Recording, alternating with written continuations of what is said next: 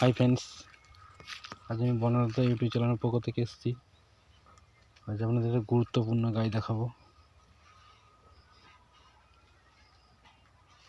যে গাছটি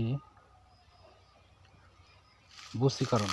কারণ বশীকরণ বহু রকম গাছ আছে, একটা আধটা বশীকরণ নয়, প্রচুর বশীকরণ গাছ আছে। এই দেখুন গাছটা,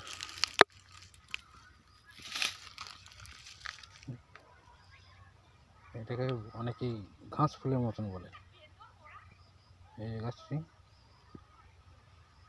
পাতাগুলি দেখুন, পাতা খুব কম, কারণ এর কাঁটা বেশি।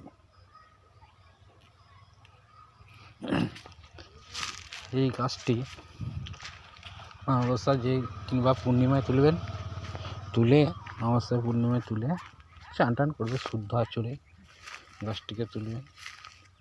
তো গাছটি তোলার আগে যে মেয়েটিকে আপনি ভালোবাসবেন, সে মেয়েটির নামটি মনে মনে করবেন, যে যাকে আমি পেতে চাইছি নামটি যোগ করে সেই গাছটিকে মনে মনে তুলে নেবেন।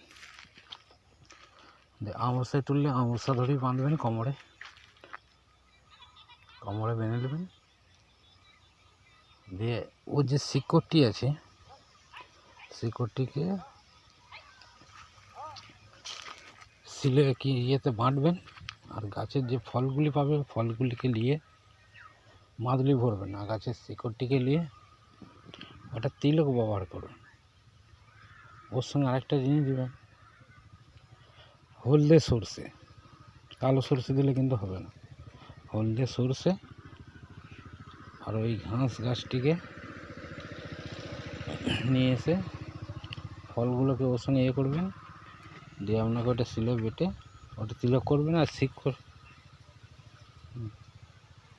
শিকড়টিকে কোমরে বাঁধবেন, একটু শিকড় রাখবেন হালকা করে কোমরে বাঁধার দিকে। আর একটু শিকড় আর ফলটাকে আর সরষেটাকে দিবেন, দিয়ে